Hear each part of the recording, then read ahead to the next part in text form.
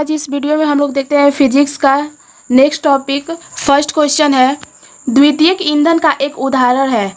द्वितीयक ईंधन का उदाहरण कौन सा हो जाएगा?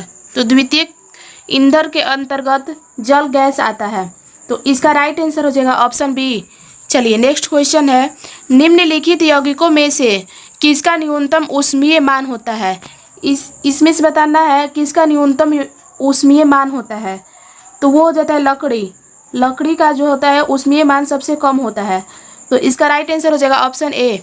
चलिए नेक्स्ट क्वेश्चन है, प्रत्येक गर्म वस्तु उत्सर्जित करती है। प्रत्येक गर्म वस्तु, जो कोई भी वस्तु है गर्म वस्तु, वो उत्सर्जित करती है। क्या उत्सर्जित करती है? तो वो हो जाता है अवरक्त किरण। अवरक्त किरण को उत्सर्जित करती है, तो इसका राइट आंसर हो जाएगा ऑप्शन बी। चलिए नेक्स्ट क्वेश्चन है, निम्नलिखित ईंधनों में से कौन सा दूसरों से भिन्न है? इसमें से बताना है कौन सा है जो वो दूसरों से भिन्न है। तो वो हो जाता है एल्कोहल। एल्कोहल ये सबसे अलग है। देखिए ये है कोक, लिग्नाइट और चारकोल, इसी से अलग क्या हो जाएगा? एल्कोहल।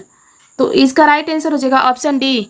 चलिए नेक्स्ट क्वेश्चन है, निम्नलिखित में से कौन सा ईंधन जलाए जाने पर न्यूनतम प्रदूषण का कारण बनता है? इसमें से बताना है किसे जलाएंगे तो सबसे कम प्रदूषण होने की संभावना होता है। तो वो हो जाता है प्राकृतिक गैस, क्योंकि प्राकृतिक गैस से मतलब प्रदूषण और धुआं नहीं निकलता है। कोयला से तो अधिक निकलेगा, डीजल से और पेट्रोल से भी। जो प्राकृतिक गैस है उससे बहुत कम मात्रा में निकलता है, तो इसका राइट आंसर हो जाएगा ऑप्शन डी। चलिए नेक्स्ट क्वेश्चन है, निम्नलिखित में से कौन सा एक उपयुक्त नाभिकीय ईंधन है? इसमें से बताना है कौन सा उपयुक्त नाभिकीय ईंधन है। तो वो हो जाता है यूरेनियम 235, वो है नाभिकीय ईंधन है, तो इसका राइट आंसर हो जाएगा ऑप्शन बी। चलिए नेक्स्ट क्वेश्चन है, प्रति इकाई द्रव्यमान उत्सर्जित ऊर्जा है। प्रति इकाई द्रव्यमान उत्सर्जित ऊर्जा है, तो किसका ऊर्जा है? तो वो हो जाता है विखंडन की अपेक्षा संलयन में अधिक, तो इसका राइट आंसर हो जाता है ऑप्शन सी। चलिए नेक्स्ट क्वेश्चन है, पृथ्वी के द्रव्यमान की अपेक्षा बृहस्पति का द्रव्यमान कितना गुना होता है? पृथ्वी की द्रव्यमान, देखिए अर्थ के द्रव्यमान की अपेक्षा बृहस्पति का द्रव्यमान कितना गुना होता है? तो वो हो जाता है 318 गुना। इसका राइट आंसर हो जाएगा ऑप्शन सी। चलिए नेक्स्ट क्वेश्चन है, निम्नलिखित ग्रहों में से किसके उपग्रहों की संख्या न्यूनतम है? तो इसमें से बताना है किसकी ग्रह, कौन से ग्रह है जिसका उपग्रह सबसे कम होता है। तो देखिए ये इसका राइट आंसर हो जाएगा पृथ्वी। पृथ्वी का एकमात्र उपग्रह है वो कौन सा है? चंद्रमा। तो इसका राइट आंसर हो जाएगा ऑप्शन डी।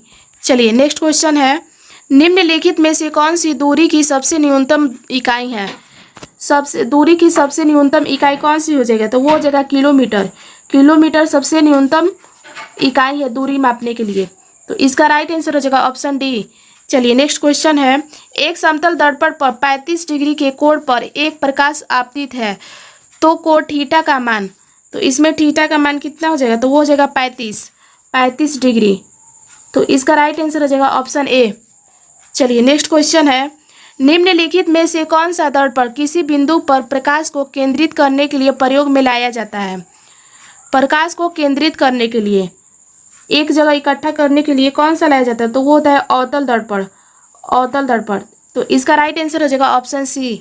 चलिए नेक्स्ट क्वेश्चन है, एक लड़का समतल दर्पण से 3 मीटर की दूरी पर दर्पण से के सामने खड़ा है। यदि लड़का 1 मीटर पीछे की ओर गति करता है तो लड़के और उसके प्रतिबिंब के बीच की दूरी होगी, लड़के और प्रतिबिंब के बीच की दूरी कितनी हो जाएगा? तो वो हो जाएगा 8 मीटर, तो इसका राइट आंसर हो जाएगा ऑप्शन ए। चलिए नेक्स्ट क्वेश्चन है, रेटिना पर प्रतिबिंब कितने समय तक बनता है? देखिए आप लोग को तो पता ही होगा, कोई भी प्रतिबिंब हमारे रेटिना पर बनता है, तो वो होता है, अब सवाल ये होता है कि कितने समय तक वो बना रहता है। तो वो हो जाता है 1/10 सेकेंड तक। 1/10 सेकेंड तक हमारे रेटिना पर उसका प्रतिबिंब बना रहता है, तो इसका राइट आंसर हो जाएगा ऑप्शन ए।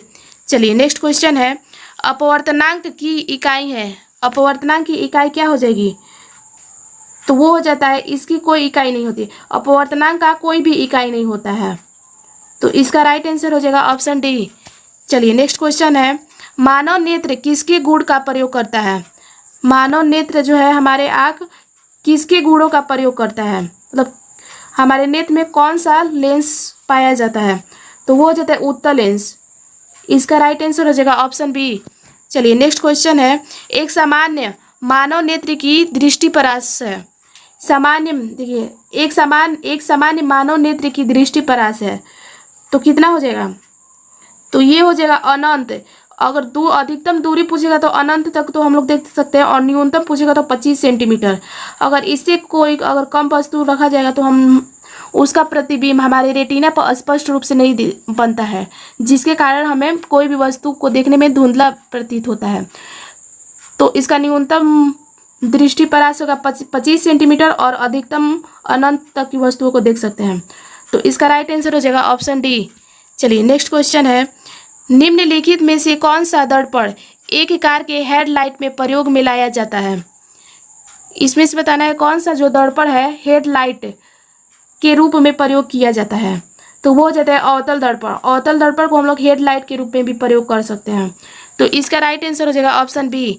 चलिए नेक्स्ट क्वेश्चन है, एक सेकेंड में कितने इलेक्ट्रॉन 1 माइक्रो एम्पियर की धारा बनाते हैं? एक सेकेंड में कितने इलेक्ट्रॉन जो है 1 माइक्रो एम्पियर की धारा बनाते हैं? तो वो हो जाएगा 625 × 10⁻12 एम्पियर की धारा बनाते हैं। तो इसका राइट आंसर हो जाएगा ऑप्शन बी। चलिए नेक्स्ट क्वेश्चन है, एक व्यक्ति 1/4 ओम वाले सेल को श्रेणी क्रम में जोड़ता है, परंतु एक सेल का टर्मिनल उल्टा जुड़ जाता है तथा बाह्य प्रतिरोध 1 ओम है। यदि प्रत्येक सेल का विद्युत वाहक बल 1.5 वोल्ट है, यहाँ पर दिया है विद्युत वाहक बल 1.5 वोल्ट है, तो प्रवाहित विद्युत धारा का मान होगा।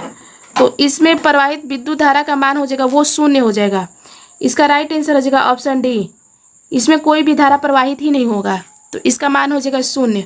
चलिए नेक्स्ट क्वेश्चन देख लेते हैं, यदि 1 ओम प्रतिरोध वाले एक तार को तनित कर इसकी लंबाई को दोगुनी कर दिया जाता है तो इसके प्रतिरोध हो जाता है। अगर लंबाई को हम लोग दोगुनी कर देंगे तो इसका प्रतिरोध कितना हो जाएगा? वो 4 गुना हो जाएगा, मतलब कि 4 ओम हो जाएगा। इसका राइट आंसर हो जाएगा ऑप्शन डी। चलिए नेक्स्ट क्वेश्चन है, विद्युत विभव है वो कैसी राशि है ये बताना है। तो विद्युत विभव जो होता है वो अदिश राशि है। इसका राइट आंसर हो जाएगा ऑप्शन बी। चलिए नेक्स्ट क्वेश्चन है, एक बिजली के हीटर को गर्म करने वाली कुंडली जिस पदार्थ की बनी होती है उसकी विशेषता है। देखिए विद्युत जो बिजली से चलने वाले हीटर है उसकी कुंडली जिस पदार्थ का बना होता है, आप लोगों को तो पता होगा जो विद्युत हीटर में जिसका प्रयोग किया जाता है वो नाइक्रोम रहता है, नाइक्रोम पदार्थ का उपयोग किया जाता है। तो अब इसकी विशेषता क्या है, किसके कारण उसे कह सकते हैं कि विद्युत हीटर में ही लग सकता है? तो वो हो जाता है उच्च विशिष्ट प्रतिरोधकता और उच्च गलनांक के कारण। इसका राइट आंसर हो जाएगा ऑप्शन सी। चलिए नेक्स्ट क्वेश्चन है, एक गैल्वेनोमीटर को एक वोल्ट मीटर बनाने के लिए निम्नलिखित में से किसकी आवश्यकता होती है? एक गैल्वेनोमीटर को एक वोल्ट मीटर बनाने के लिए, देखिए एक गैल्वेनोमीटर को एक वोल्ट मीटर बनाने के लिए किसकी आवश्यकता होती है या होगी? तो वो हो जाता है श्रेणी क्रम में एक उच्च प्रतिरोध को जोड़ने के लिए।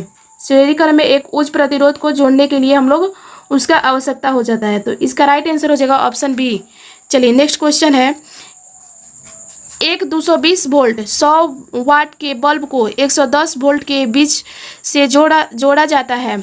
बल्ब द्वारा खपत शक्ति होगा, बल्ब के द्वारा कितनी शक्ति खपत हो जाएगा? तो वो हो जाता है 25 वाट।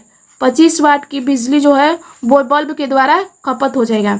तो इसका राइट आंसर हो जाएगा ऑप्शन ए। चलिए नेक्स्ट क्वेश्चन है, 12 ओम के 3 प्रतिरोध एक समत्रिबाहु त्रिभुज बनाते हैं। देखिए 12 ओम का दिया हुआ है समत्रिभुज, मतलब तीनों भुजाओं का मान 12-12 है। किन्हीं 2 शीर्ष के बीच प्रतिरोध होगा, इसमें से बताना है किन्हीं 2 शीर्षों के बीच प्रतिरोध, तो उनके बीच प्रतिरोध जो होता है वो 8 ओम हो जाएगा। इसका राइट आंसर हो जाएगा ऑप्शन डी। चलिए नेक्स्ट क्वेश्चन है, एक आदर्श सेल के आंतरिक प्रतिरोध का मान होता है, एक आदर्श सेल के आंतरिक प्रतिरोध का मान कितना हो जाएगा?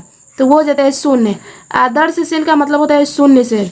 तो इसका राइट आंसर हो जाएगा ऑप्शन ए। चलिए नेक्स्ट क्वेश्चन है, विद्युत संश्लेषण या विद्युत विक्षेपण का नियम किसने दिया था? विद्युत संश्लेषण या विद्युत विक्षेपण का नियम पूछा जा रहा है, तो वो दिए थे फैराडे ने। फैराडे ने दिए थे। इसका राइट आंसर हो जाएगा ऑप्शन सी। फ्लेमिंग के बाएं हाथ के नियम में मध्य अंगुली किसको इंगित करती है? जो फ्लेमिंग ने बाएं हाथ नियम दिए थे उनके नियम के अनुसार मध्य जो उंगली है वो किसको इंगित करती है? तो वो धारा की दिशा को बताती है। तो इसका राइट आंसर हो जाएगा ऑप्शन बी। तो चलिए फ्रेंड्स, इस वीडियो में सिर्फ इतना ही। अगर आपको ये वीडियो अच्छी लगे तो प्लीज़ लाइक करें, शेयर करें और सब्सक्राइब करें। मिलते हैं नेक्स्ट वीडियो में, तब तक के लिए धन्यवाद।